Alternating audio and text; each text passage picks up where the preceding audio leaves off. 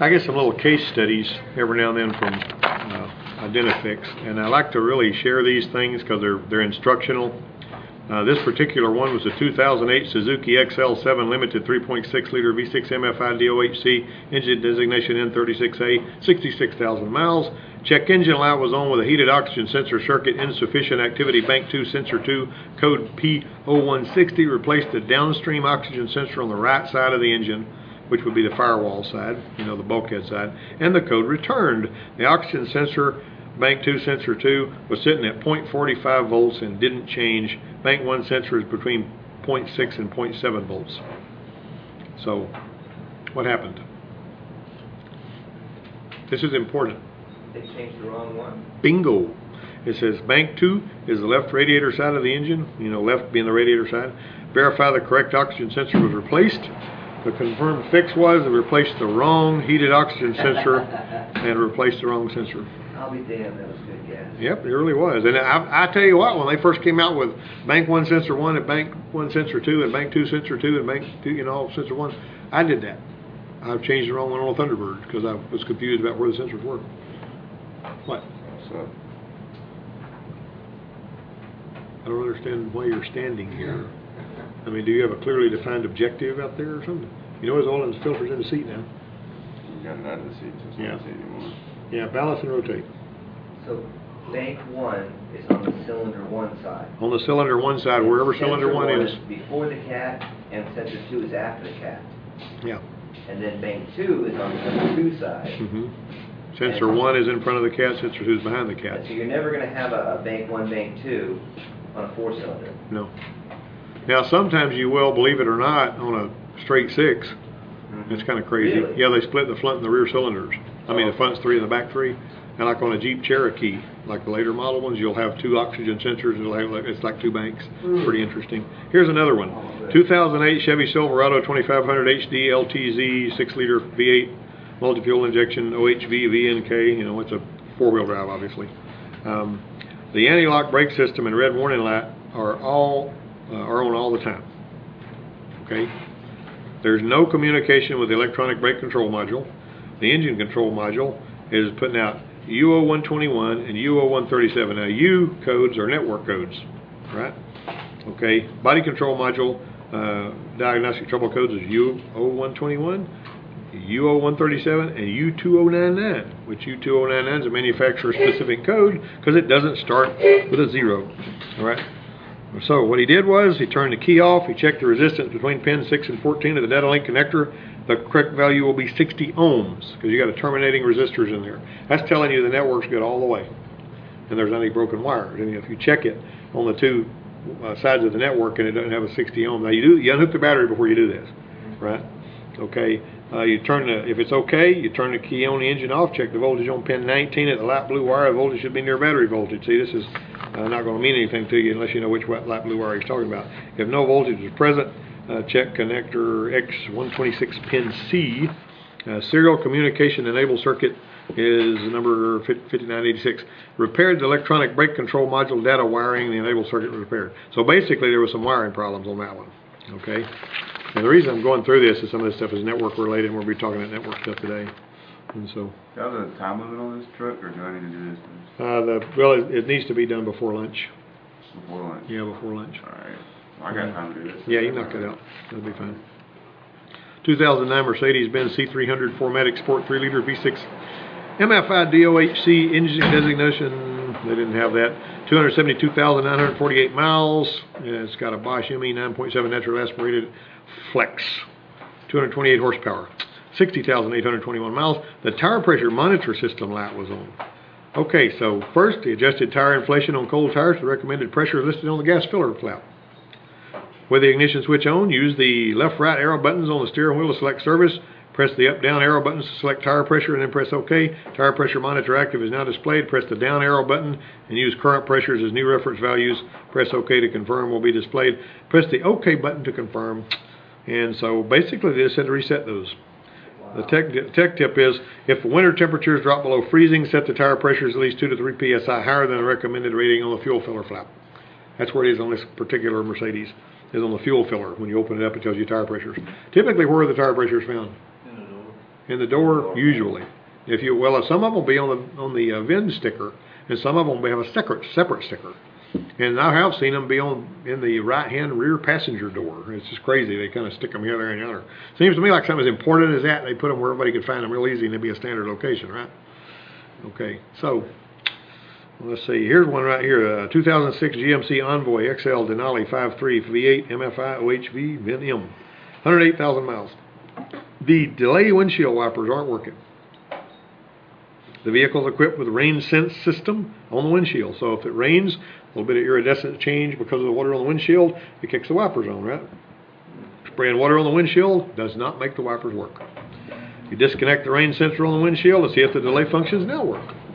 If they do, verify power and ground of the rain sensor and replace the sensor. If still no operation, check the wiper switch input of the motor, confirm the delay signal of the wiper motor is present. And the problem with that one was wiring from the rain sensor apparently to the module or something. When the rain sensor is unplugged, the wipers default to normal operation based on wiper switch input. So if you got a rain sense wiper problem, find that rain sense wiper and disconnect it. And the last one, last but not least, 2006 Kia Optima LX 2.7 liter V6 MFI DOHC VIN 4, 87,000 miles. The engine runs good at idle, but when you're driving down the road, it starts to buck and the engine control module shuts down injector number 2. Think about this now. We're talking engine performance here. The actual camshaft position on bank 2 is -20 to -25 degrees at idle, and on bank 1 is 1 to 2 degrees. Well, that doesn't sound right. The desired on both banks is 0 degrees at idle. See, anytime you're looking at a scan tool, you're going to look at the desired target for something, whatever you're looking at, and then you're going to look at the actual. If the desired and the actual don't match, you got issues. You got to go find out why they don't match. Can it do anything like on, for instance, idle speed? You can actually go on a Chrysler, and I've got a sheet on that, and you go in there and you can select your idle air control, and you can target. You can say, I want it to go to 1,500 RPM. If it can't get to 1,500 RPM, then you need to clean some passages or replace it, whatever. I mean, that's basically what they're looking at here. And so you notice this guy's looking for the target. Obviously they're off bank here. Okay, so the engine runs rough when the oil control valve is energized. The oil control valve is what actually changes the cam timing on those, because it's got little solenoid does that. It's energized. It returns to normal when it's de-energized. When you de-energize it, it changes the way it runs. It's the same on both banks. Where the OCV energized, bank 2 goes to 40% and bank 1 goes to 50%. It sets a bank 2 correlation code P0018 and a misfire code P0302. That's why it shut down injector number 2, because the number 2 is misfiring, and if the cylinder is misfiring on the newer cars, it shuts that injector down to keep raw gas from getting into the converter and burning it up. Okay? Disconnect the battery, touch the cables together for at least 2 minutes. Not the battery. Now, you don't want to shorten the battery like a welding machine. You want to actually touch the cables together, right? For about 2 minutes to reset the engine control module and see if actual camshaft position reading goes back to normal. That's an easy enough thing to do, isn't it? Let's do what's cheap and easy first. Let's don't do the expensive, complicated stuff, Let's don't throw a $1,400 module on it and find out we could have done something cheap and easy and fixed it, right? Don't pull the heads until you put a thermostat in it to make sure that's, it's not overheating for a different reason, okay? All right, so if it does, the camshaft timing may have been stuck advanced at some point, and the ECM may have learned the position, that normal position is 0 degrees. See, it's kind of like your throttle position sensor. When you turn the key on, it looks at whatever the throttle position sensor is sitting on, and it calls that idle. That's why you're not supposed to touch the gas when you're starting these newer engines. If you touch the gas, it's going to get a false reading for idle, and it's going to make it do things. It may make it hunt and all this kind of stuff. Okay. It'll think that whenever it's stuck to make the valve timing advance went back to normal, it thinks the timing is retarded. Drive the vehicle and verify the miss is gone. If the camshaft timing is still retarded, scope the bank 2 camshaft position sensor and the crank sensor on a dual trace to check the phasing and quality of the signals. Scope bank 1 to compare. You're going to compare the banks to each other because they get 2 different sensors. ECM adaptive memory, camshaft timing, cleared ECM adaptive memory. So anyway, those for little case studies right there are really good. So all he did is fix that one. All he did, well, that one there, a good way to start is to go ahead and just pull the battery cables, touch the terminals together, and see if and all these Dodge vans, since we're talking, we got electronics this time, I've got a video on my YouTube channel about a Dodge 2005 Dodge Caravan that I had in here, that whenever you went to, the door locks wouldn't work. You'd hit your fob, they wouldn't do anything. You'd hit your buttons in the doors, they wouldn't do anything. You get a scan tool, you plug it in. You plug a scan tool in, you go into the body computer on that thing, you're going to look at your data, you're looking at inputs and outputs. Alright, so when you look at your inputs, you could push the lock buttons, and the body controller was reading the buttons. And then you try to go in there and do an active command mode, like with your Genesis. Not the Nemesis, because it won't do that. And then you tell them to lock and unlock the doors. They wouldn't lock and unlock the doors. Okay, so then I pull the battery terminals off, touch them together, let it clear out all the capacitors, wipe everything out, let it forget everything it knew. When I pull them apart and put them back on there, won't get door locks. They work. Yeah, and that's all it was a reset. It's kind of like rebooting your computer, because you got little microprocessors in there anyway. See what I'm saying? Now, one time there was this guy that worked for the Sony plant, back when the Sony plant was still in operation over there, when they were making all that magnetic tape and everything. And he was driving an Eagle Premier, which was, you know, with all due respect, we were the dealer for that car, but it was a mistake to be driving an Eagle Premier. Okay, so we pulled the, whenever he first came in there, this little thing on the dash that says monitor, that checks all your systems and sees if your lights are working, your oil and all that. It was jumbled, had a bunch of gibberish on it. And so I reached, you know, eased that dash panel back, reached in there behind that little $100 box that's got that light, and unplugged it, plugged it back in. We had normal operation. Just rebooting the computer sometimes take care of it. Okay, so I said, if it does it again, we're going to have one of these things. So came back about a week later, and oh, it did it again. So well, let's order one and put one in there, $100. So this thing right here, even when the lights and all that aren't on, there were some really delicate little light bulbs that were snapped into the cluster behind the Prndl area, you know, the PRNDL area. They light up even when you don't have the lights on. And unbeknownst to me at that time, if you wiggle those a little bit with the key on, it would cause them to blow. They were just really sensitive. I didn't know this, you know, at the time. I've never seen that in my life, where on a car, if you jiggle a bulb, it blows it. I mean, yeah. Please, you know, what's wrong with this? So anyway, I was granted, you know, it was, so he gets it back, and he says, hey, this light in here doesn't work anymore. And so ostensibly, I didn't have anything to do with anything I did, so they give it to another mechanic. And he said, well, I'm going to replace those bulbs, and it's going to be $40 or whatever like that. Well, this guy, you know, he was an Oriental guy. So he goes in there, he's sitting on Mr. Marshall's couch in there, and we're all sitting there talking together. And he starts talking smack about the, you know, we don't have that problem with Japanese cars, and this is blah, blah, blah, and all that kind of thing. And so I figured I was going to zing him, you know. Figured, why not? You know, it won't hurt anything. We're going to fix his car anyway. So I said, well, you remember that little box that was in a dash that I had to change out because it was all gibberish and everything? He goes, yeah. I said, that was made in Japan. I just, you know, whatever. We fixed his car. I didn't get charged anything, but it was kind of funny to watch him. I don't know what this means whenever you do this and beat your head between your hands, but that's what he did when I said that. All right, let's start out with this one here, now that our prodigal children are here. Okay, we're going to get technician A says, this is engine performance 2 test 2. Okay, we burned the first 13 minutes talking about case studies, which they missed that were really important. Technician A says the Modular Communications network. Yeah, are used. Come in here. Come here. Come here. Come here.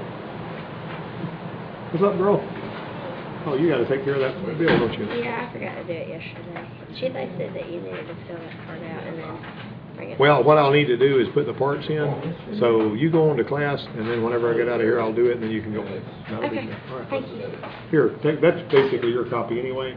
But when I get that done, I'll just check back with me in about an hour. Okay, and my daddy wanted me to ask you if it would be too much trouble to put that new tire back on the front because the other one on the front. No, just leave it here. Leave it here. Okay. We'll do it. It's right over there, part. I'll leave the key in. All right. Thank you. Yeah. Hey, mention that to Zach, the guy with the glasses. Yeah. Okay. All right.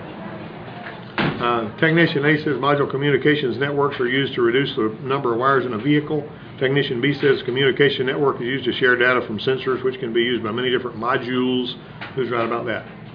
I almost want to say both. Huh? No, B is more than A. What do you think? What about both of them? Now, if you've got a modular communication network, you can actually reduce the number of wires in the car because you got sensors sharing data, you know, with other, like, for instance, there was times whenever you'd have a output speed sensor that was going up here and it was talking to one box. Then you'd have a sensor in the rear end that was talking to another box. And so now what they do is they take anti-lock or wheel speed sensors and they let the anti-lock brake module run that up to the instrument cluster and the engine controller and all that. So it's basically just a little network thing instead of having it hardwired to a whole bunch of modules. You guys know the difference between serial and parallel interface? What's the difference between serial and parallel interface? Yeah. Did you not burn that in? No. Well, yes and no, but serial interface is basically going to be where a lot of stuff goes over 2 wires. A lot of different signals comes over a couple of wires. Parallel interface is like on your engine controller, you know, you got like 104 wires. That's a parallel interface. It's also got a serial interface, you know, some serial interface lines that comes off of that. But serial interface is basically when the computer's got to sort out the signals because they're all coming on the same line. You know, like on your USB port. You know, you can plug into a USB port and get all kinds of data over just a couple of wires in that USB port. There's 4 wires in the USB port. 2 of them provide power and ground, and the other 2 basically provide data. And all kinds of stuff can go over the line. Well, on the years ago, when they first started all this, before they went into networking, they would have all of these separate wires, each one of them going to the computer, and it would read each wire separately. So you'd have a lot of wires. You'd have enough wires to choke a horse in there, you know. All right, so anyway, let's move on to your module. A module is also known as a what? A resistor pack, a terminator, a node, or a bus. Node? That's basically going to be a node. A high-speed CAN bus communicates with a scan tool through which terminals? 36. 6 and 14. 6 and 14. That's going to be... 16 is power and 4 and 5 are ground on a 16-pin, you know, DLC. Can you remember that? 16 is power. 16 is going to power up your scan tool. 4 and 5 are ground in your scan tool. And if you ever have a scan tool and you plug it in and it won't boot up because there's no power, get your test light and see if pin 16 is hot. And that's the one on the, like a 16. If you got your scan tool, looks like this. Yes. Like that. 16 is the one that's right here. Very You know, you got basically 8 terminals in here. And I didn't quite draw that long enough. You know what? 1, 2, 3, 4, 5, 6. I need to draw them smaller. 1, 2, 3, 4, 5, 6, 7, 8. And then you got 8 up here. They're lined up perfectly with those. And 4 and 5 is going to be those 2, and 16 is going to be that one. That's universal on every data link connector, pretty much. The other stuff is, you know, there's some other pins that are assigned for the, you know, different kinds of communication. But basically, there is actually a little thing I can give you on that, and I'll give it to you if I don't forget it. Okay, UART uses a signal that toggles between 0 volts and what? 5. Yeah, 0 and 5. Is that right? Everybody right about that? You like that? 0 and 5 volts work for you? Works for me. 0 and 5 looks good. That is one of the networks, and typically General Motors, some of the early General Motors stuff use UART networks. They've also got, General Motors always use a Class 2 network. You know what I mean? So you get into this network stuff, it's kind of weird if you're not used to it. I'm going to reboot this machine. Well, now doggone it. Alright, but anyway, that's alright. This keyboard, I didn't change out the keyboard today. And if you just unplug a PS2 keyboard and then plug it back in, you got issues. You know what I'm saying? Yeah, you know how to do that. I might have to do the 4-second salute to shut it down and then bring it back up. Alright, now let's look at the next one. The GM Class 2 communications toggles between what? That's number 5. 7. 0 and 7. 0 and 7. That is B, 0 and 7. Now this is almost like an automotive electronics test, but it's an engine performance test, you know, too. So, alright, so which terminal of the data link connector does General Motors use for Class 2 communication? That's a good question, isn't it? Well, we know it's not 4. It's 2. He's got a good memory. GM LAN, which is local area network, is the General Motors term for which type of module communication? Let's see. That's going to be C. C. High-speed CAN. CAN's control area network. CAN H and CAN L operate how? What you got with that? That's going to be D, all of the above. CAN H is at 2.5 volts when not transmitting. CAN H goes to 3.5 volts when transmitting. CAN L is at 2.5 volts. Volts when not transmitting. And they got high and low speed CAN buses. The CAN buses that are the fastest ones that I know about are like 500 kilobits per second. Make sure you remember that that's kilobits per second and not kilobytes per second, because if you say kilobytes per second, you're multiplying it by a factor of 8. And anytime you're talking about, you know, the speed of your internet or whatever, your LAN or your network card, that's kilobits. That's thousands of bits. Okay, so what's a bit? Anybody know what a bit is? It's 8 bits make a byte. Yeah, there you go. That's pretty sharp. 8 bits makes a byte. This second-rate amateur, I'm going to plug in my keyboard into this. Can you plug my keyboard in that or what? That thing. No, wait. I think he plugged it into the wrong place. I didn't plug it in. Oh, he plugged it into the place where the mouse was supposed to go. It's not color coded? Okay, so anyway, I'm going to shut it down again and bring it up. All right, now then, let me see. So make sure you understand that the high-speed CAN operates at 500 kilobits per second, and that's the one that's used for what? What's your most critical functions on the car that has to have the fastest communication? Two systems particularly. Well, engine control and anti-lock brakes. You know, vehicle dynamic stuff. It's got to have that. Now the other stuff, like your audio system and all that kind of stuff, it's talking over a slower bus. It's like, you know, like instead of being 500 kilobits per second, it's 80 or something. You know what I mean? So, all right. So here we go. So, all right, number 9. Which terminal of the OBD2 data link connector is a signal ground for all vehicles? C. Yeah, now there's actually a signal ground, and then there's a, you know, another ground. So basically, you're only looking at D. That's the signal ground. But 4 is also a ground, but it's not a signal ground. Terminal 16 of the OBD2 data link connector is used for what? Power. There you go. 12 volts positive. 12 volts positive. That'd be number 10.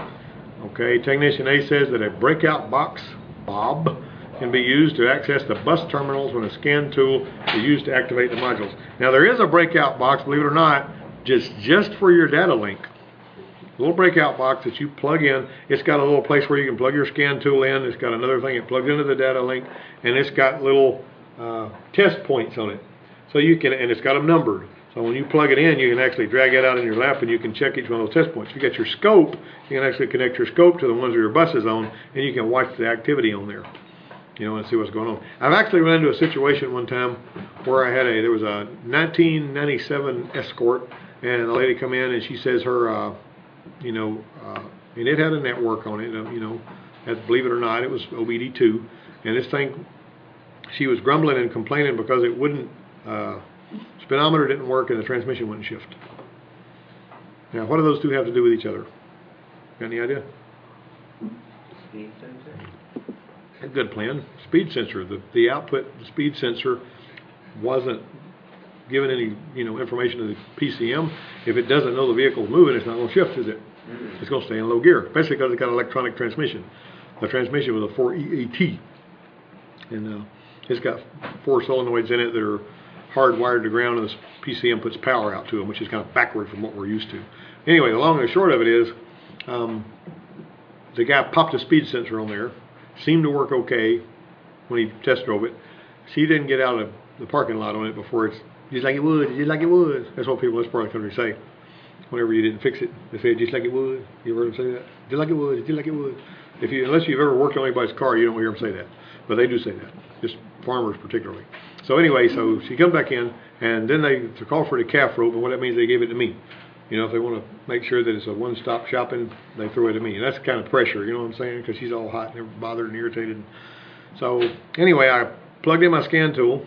Sure enough, speedometer went, transmission went to shift, new speed sensor right in there, plugged the scan tool in, wouldn't talk. What? Scan tool wouldn't talk? Strange. Scan tool would boot up, but it wouldn't talk. So I said, well, I need to hook my scope up to the standard corporate protocol wires and see if I'm getting any activity there. So I hooked my scope up and I'm getting activity. Well, there's activity on the network, but I'm not talking on the scan tool. And it all turned out that one of those grounds, 4 or 5, whichever one it was, 4 I think, or 5, whatever. Anyway, was going out here to the battery, and it's sort of like there was a battery terminal was made, and it had this little thing it plugged in. There was a whole bunch of grounds it plugged in with, you know, silly little spade connectors to battery, and it got all chalky and old, and you know, like batteries do. did all that stuff, and it lost that ground connection in the battery. Engine would run, everything was fine, but the scan tool wouldn't talk, speedometer didn't work, it wouldn't shift. I even went in there behind the speedometer to make sure the signal was making it. It was. But it turned out that ground had took everything down. And so basically I cut that off of there, soldered a terminal on there. You know, I hadn't needed like 4 wires to go to them grounds, and I put 4 little wires in there, and then I soldered them and heat shrinked them and all that kind of stuff, and then she was good to go. And no more troubles. That was sort of a bad way to do that anyway. Okay, so see, the thing about it is, even though I showed network activity with my scope, I still wasn't getting any speedometer activity. I wasn't getting any transmission shift. I mean, that ground was common to all the other things. And sometimes if you got a bunch of stuff that's not working, the smartest thing you can do is find out what that stuff has in common. Has it got grounds in common? Has it got connectors in common? Has it got positives in common? Or there's all this stuff getting this signal from the same module, you know, this kind of thing. Okay, now what we're going to do here. Technician A says a breakout box, blah. I never finished that question. Can be used to access the bus terminals while the scan tool is used to activate the modules.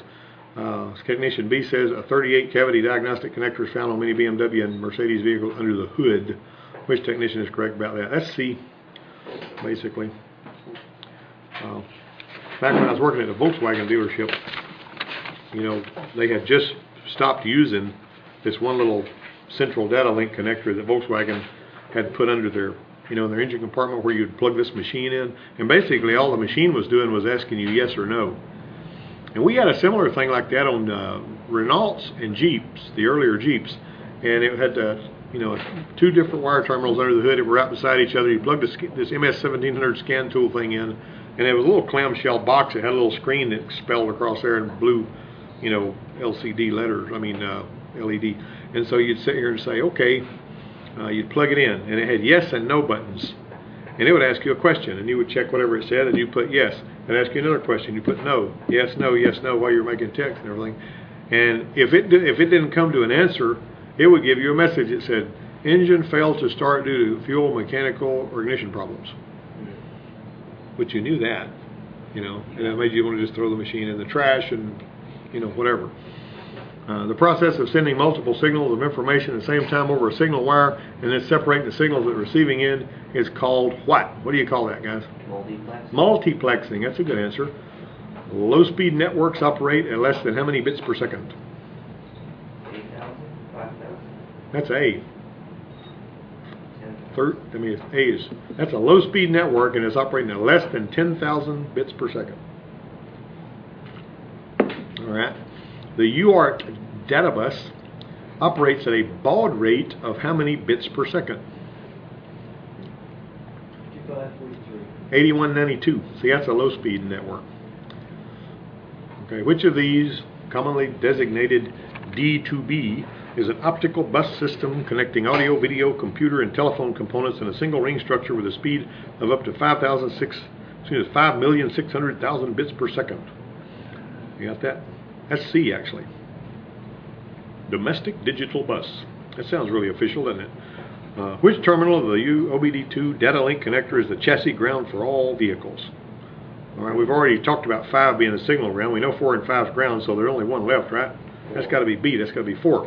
An OBD1 Ford is able to provide engine serial data if there are terminals in which cavities of the DLC. And the DLC on those old Fords is under the hood. The Escort has serial data. The Bronco does not. The Escort's a 94. The Bronco's an 89. Got me? Our trainer cars here. Okay, so which cavities of the DLC? That's number 17. And that's B. One time, now let me pause for a second and tell you this story. This is engine performance anyway. I went to just drop by the dealership to see Donnie when I was off one Friday or whatever. And he's over there and he goes, I've got this van in here and it's been fighting. I've been fighting this thing for a week, and when I crank it up, it puffs out a bunch of black smoke and runs really rich and all that kind of stuff. And the fuel pressure's okay, and I can't really figure out what's going on with it. And I'm really ticked off, and I just wish I had serial data. And I grabbed the connector where you plug the scan tool in, and the wires for serial data were there. And I said, you've got serial data on this thing. It was one of those where it could be either one. I even wrote about this a little bit on my Facebook Technical Writer page. Have you guys all liked my Technical Writer page? Have you liked that? And my Technical Writer Facebook page is actually, I tell stories and stuff on there, diagnostic stories and all. Well, long and short of it, and a lot of people, I got about 90-something likes on it and everything. So anyway, I'm sitting here, and I told him, I said, you got data stream? He said, well, I plugged the scan tool in, and it told me I didn't have data stream. And I says, well, tell it you've got an E4OD transmission, because you know when they retyped the program for that, they added data stream. He said, this one doesn't have an E4OD transmission, it's got an AOD. I said, it don't matter. Lie to it and tell it you got an E4OD, and then the scan tool will let you see your data stream. And so he went in there and tried that, and sure enough, he had data stream. He goes, I'm kicking myself. I had no idea I could do this. And I said, well, now let's go in here and see what your problem is. A dadgum $500 control he had to sell him after I'd already sold him a $100 part. That was terrible. But see, when I backtracked, I realized how I had gone off target on that thing. And so, anyway, let me see here. Let's see. Which of these is a version of Byte Flight and a high-speed serial communication system for in-vehicle network? A. FlexRay bus. B. Domestic digital bus. C. GM LAN. Or D. CAN network. Which one is that? That's going to be A. FlexRay bus. Sounds like something they'd call something nowadays on it. Or science fiction. A single wire serial communications protocol that uses one master control module and many slave modules is called what? That's actually a C. That is a Motorola interconnect. MI. Technician A says a candy module will flash the red LED rapidly if communication is detected. Technician B says a twisted pair of wires is where two wires are twisted to prevent electromagnetic radiation from affecting the signals passing through the wires. That's actually B. Candy module, you know. That's that old GM stuff too, that candy stuff. And I'll tell you something else they do. They actually foul up and give you all different kinds of silly acronyms for these networks. You know, the Chrysler had a one-wire network called a PCI bus, right? And so the PCI bus was, I think, let's see, programmable component interface, I think it was. And the other, the PCI that you see in some of your desktop computer or other stuff is peripheral component interface. So if you see PCI or candy or something like that, that doesn't always stand for the same thing. And if you're talking about it on cars, then you know the candy bus is something that you know GM used a long time ago. Technician A says Chrysler OBD1, which is 81 to 95 vehicles, were equipped with a bus system called Serial Communications Interface. Technician B says Chrysler Programmable Controller Interface. Yeah, that's what I just saw. PCI is a 3-wire. That's actually a 1-wire, so that's not right. And let me mention this network thing while we're here. Chrysler also called their, they had a bus that was called a CCD bus. You may read about that if you're doing some diagnosis or troubleshooting. That stands for Chrysler Collision Detection. Now, why in the Sam Hill they call it that? Is it because it's tied into the airbag somehow? No. Basically, what that means is all of these signals that are on this wire can be sorted out so that the signals, did you know these packets of information can crash into one another? Well, this here prevents that. It actually keeps them from doing that. Imagine if you've got a serial, like I was telling before, let's say a serial communication is when everybody is on a 2-lane highway and they have to get off wherever they need to go, right? And the parallel communication is like you got 40 lanes and everybody is driving side by side and they're going to the same destination. You got me? And that's how that's the difference between those. I'm trying to give you a memory bug so you can remember the difference between serial communication and parallel communication. All right. Is that the last question that y'all had? Yeah. All right. We're good to go, right? Yeah. Oh, the answer to that, well, B was wrong. Basically, 21 is A was right, B was wrong. PCI is a single wire. I tell you something else too. The one on the Fords that goes to pin 7, I think it's blue with a white stripe. It's a 1-wire bus too. So these buses, you got to be able to talk. I've got an entire study in there. If any of you guys want to flip through it on network buses, it was taught by Bill Fulton, and I went to that class up there when I was at the MAC convention. I've got it a book in there on my desk that's got all that. You can flip through it and learn a lot of stuff just looking through that little book I got. That's the only copy of it I've got, but you might want to flip through that and read this stuff. This network stuff is pretty doggone interesting stuff, and the important thing you need to do is find out who's on what network and who's not talking. And if you've got a whole network down, let's say that you got a bunch of modules on one network and that whole leg of the network's down, you're basically going to go through to unplug those modules one at a time and when the network comes back online, you'll find out that module you unplugged was what had it pulled down. then you replace that module. I mean, you know, there's a lot of stuff like that that you gotta do on these newer cars like that. And,